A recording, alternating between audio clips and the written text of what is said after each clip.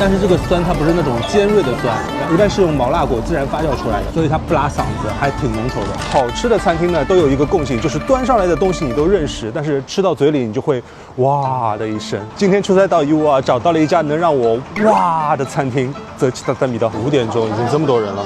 这家店是我当地的一个朋友推荐的，是创意云贵料理。扫码点单。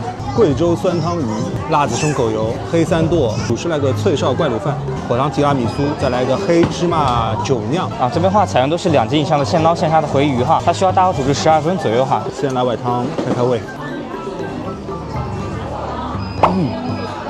好酸爽，但是这个酸它不是那种尖锐的酸，一般是用毛辣果自然发酵出来的。所以它不拉嗓子，还挺浓稠的，太嫩了，夹不起来。蘸一下他们这个蘸水。哦，这鱼肉特别咸，而且很细腻，我可以说真的是入口即化。我都怕这个鱼肉煮时间长会煮没了。鱼肉吸饱了酸汤汁，特别开胃。这个像辣子鸡一样的东西，其实它是胸口油。我对这个味就特别有食欲，这种经典的辣子香气特别霸道。这个要趁热吃啊，外面炸得很酥脆，咬下去会有一股非常浓郁的奶香味和脂香味，瞬间在嘴里面爆开，这样很神奇。你吃上去也并不觉得油腻，同时体验了江湖气和高级感，还弄了一杯果醋来给你解辣，细节做得非常到位。这个是云贵的风味家常菜黑三剁，加饭指数5颗星，但是它现在是做成这种包饼来吃，通常是用猪肉、云椒、大头菜剁碎之后炒出来的。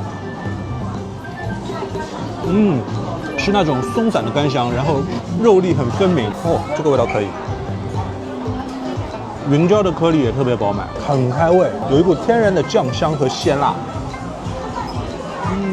脆哨怪卤饭里面有红豆、脆哨、腊肉、酱菜，当中是一个流心蛋，搅拌均匀以后就可以吃了。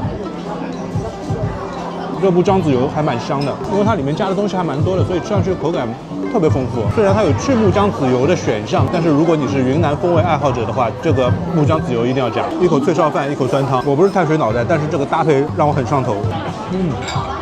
这个汤太好喝了，黑芝麻酒酿加黑芝麻，然后当中是酸奶，3样东西分开你知道是什么，但是合在一起吃的话，你不一定吃得出，但是还挺好吃的。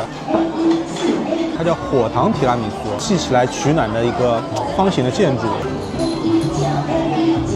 酒量不好，不要尝试这个甜品，很容易就醉了。总结一下，就是眼睛看到的都是很熟悉的食材，但是吃到嘴里呢，就是那种很新鲜的体验。它有民族的独特风味，但是也运用了一些烹调技巧来让菜更有特色。我觉得这才是创意料理该有的样子。